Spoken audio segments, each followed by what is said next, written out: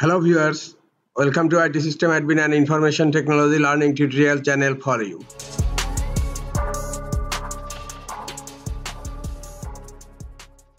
In this tutorial, I am going to show you how to enable or disable rulers on Microsoft Word document. Sometimes it becomes very important for you, so don't forget to watch full video. To enable rulers on Microsoft Word document, click on View tab and here you will find ruler. Click on ruler and look, the rulers are enabled on top and left corner. The same way, if you want to disable these rulers, just go to View tab and uncheck the ruler and look, the ruler is disabled.